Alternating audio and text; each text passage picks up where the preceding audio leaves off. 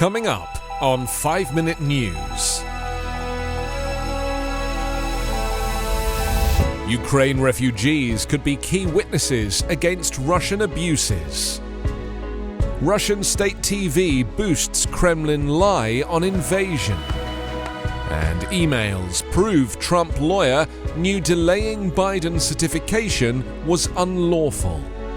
It's Friday, March 11. I'm Anthony Davis.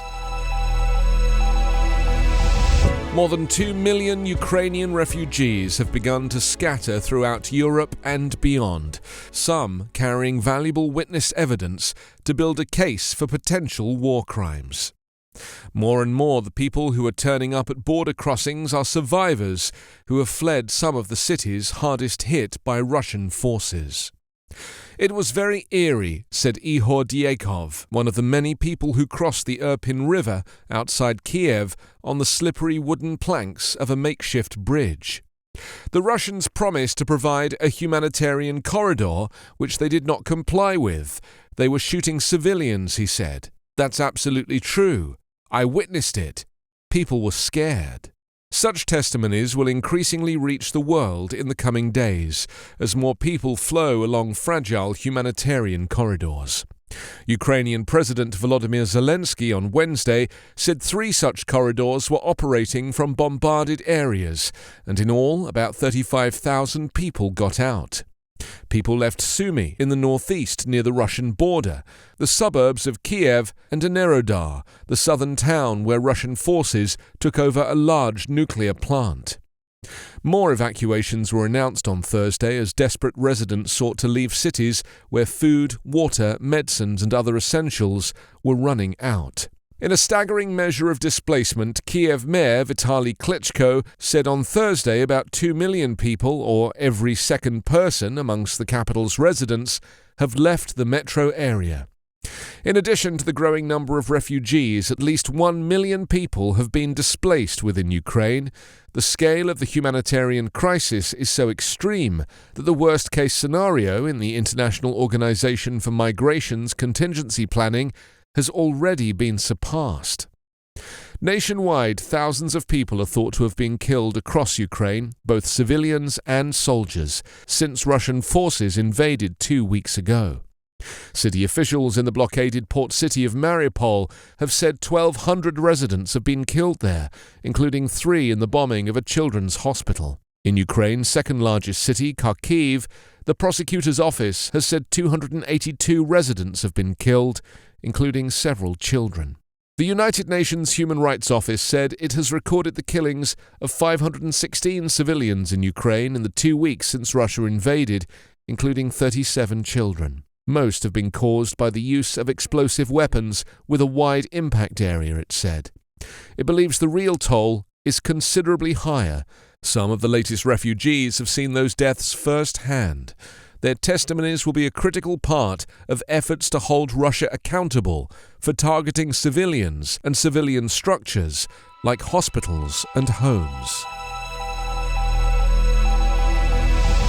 Russia State TV has said that Russian troops are in Ukraine to save people there from neo-Nazis and to disarm a country that was preparing to wage war on its own population. The TV reports also say that people across Russia are supporting what the Kremlin calls the special military operation in Ukraine by forming convoys in which cars display the tricolour Russian flags, or they gather in courtyards and form a large letter Z, which has become a symbol of the Russian military. A news anchor at state TV channel Russia 24 rattled off the names of cities holding the demonstrations. It took several days after the start of the February 24th invasion for Russia to gear up the campaign, depicting what it said was widespread public support of the assault. The narrative of Russians standing behind their troops sought to counter spreading anti-war sentiment on the home front, with thousands protesting in the streets of Moscow, St. Petersburg and elsewhere, and over 1 million signing a petition to stop the attack. Political analysts say Russians are indeed rallying around the flag, But the big question is how long such support will last in the face of crippling Western sanctions and worsening living conditions, or whether it will eventually translate into increased support for President Vladimir Putin.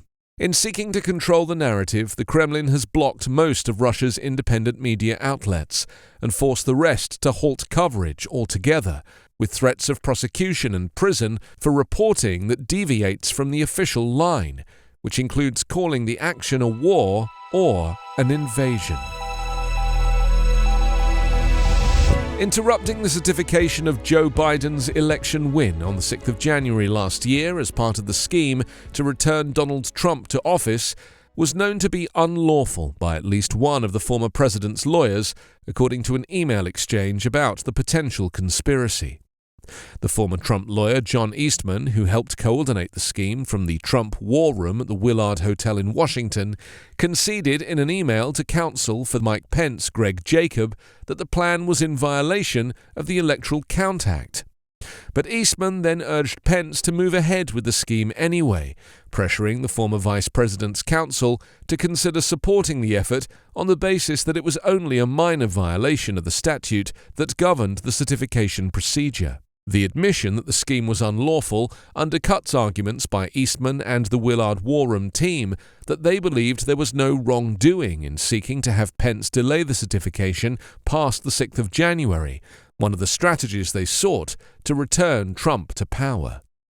It additionally raises the prospect that other members of the Willard War Room, including Trump's former attorney Rudy Giuliani and Trump's former strategist Steve Bannon, were also aware that the scheme to delay or stop the certification was unlawful from the start. The strategy to delay the joint session past January 6 was about buying time for Trump and his team to pressure state legislatures to send Trump slates of electors to Congress on the basis that the Biden slates were illegitimate because of supposed election fraud.